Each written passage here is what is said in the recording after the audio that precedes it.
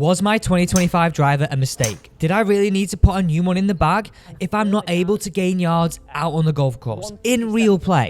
The best way to find this out is to put it up against last year's gamer. This is my 2024 driver. Oh, a little bit pushy, but that's not too bad. Slightly missed the fairway. And this right here is my 2025 driver.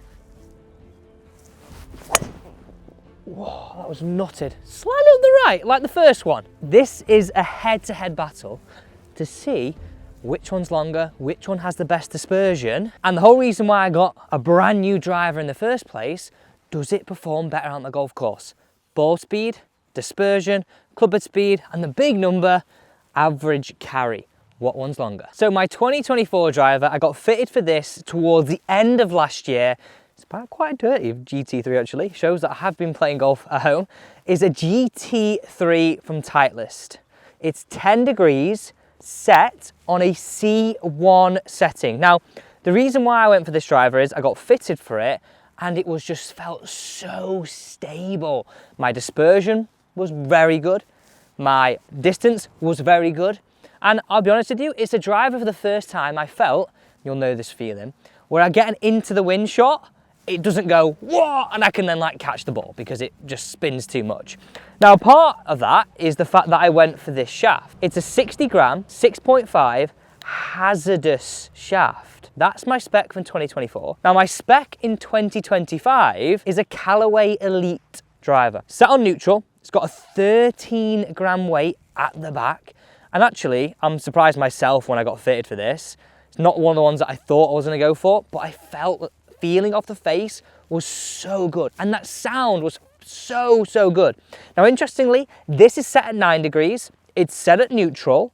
And in the shaft, this is really quite a special thing in here, is an auto flex designed by Diamano with Korean hidden technology. And when they say hidden, no one actually knows what's going on in this. And of course, you've already seen the outlandish yellow grips. Now, it's quite special what we're doing today. We're testing it head-to-head battle at Antigua, and look at this place. It is stunning. We're choosing the second hole. We're looking at it down a fairway, actually on the golf course. How do they perform in a head-to-head battle? Let's dive into those first two shots. So Titleist, a bit of the bottom to be fair, but still an okay drive, 231 carry.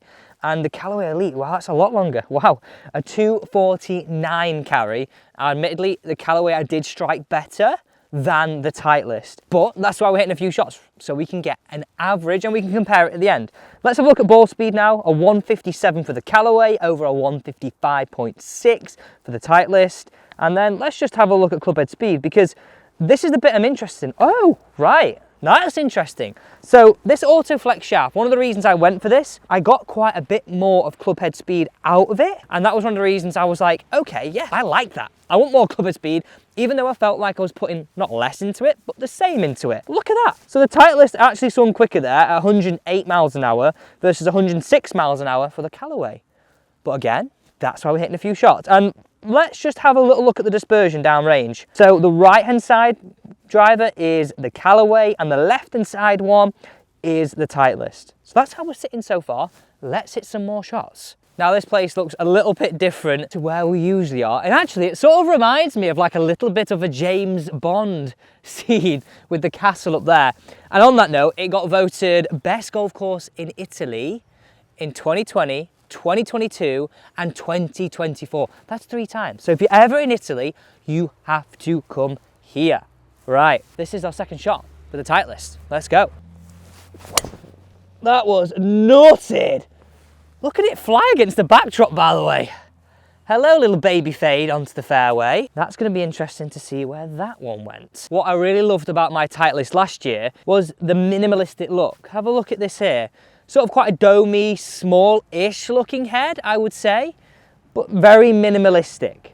Now, let me show you the Callaway, because this leads me on to an important point. When I first saw this, I didn't like it. And actually, to be fair, it's probably my least favorite out of all the drivers I have tested this year. And I've tested every single driver in 2025, apart from the Cobra. But I think that just shows, right? I tested it, And a lot of people said it looked a bit like a package set on the underneath, because a few years ago, this green was sort of in their package set that Callaway brought out. But maybe that shows you shouldn't judge a book by its cover, because when I got fitted, the numbers just didn't lie. Right, second shot away, head-to-head battle. Let's go. Let's really release this one, Alex, please. Belt, release it, mate. Oh, it's a little bit off the bottom again. A little off the bottom. There we found. That's a bit similar to the first shot I hit with the Titleist. This is close, you know. I've not really got any of them right out the screws, all down to the last shot. What are you gaming? I've recently been filming with a lot more subscribers, mid-handicap golfers on this channel and on my tips channel. I've done 10 so far, and 6 of them had a Callaway Rogue driver. And that's how the Callaway Rogue is an unbelievable driver, or people don't actually like changing. So yeah, what are you gaming? Third shot with the GT3. I can't stop watching that backdrop. That was nutted. Got one. Got one for you guys. I got one. It's a little on the right again, but at least I found the middle. Yeah, that's more like it distance-wise. Final shot with the Callaway, and then we will roll on to the overall averages. This tee shot's really tough. It's forcing me to aim right. I need to get out of that mentality. But that is a Robert Trent Jones design for you. And those bunkers are so strategically placed. Now, I just want to say a few things about these shafts before I hit this shot. This shaft right here, in my mind, feels a little firmer in the grip and firmer down at the tip end.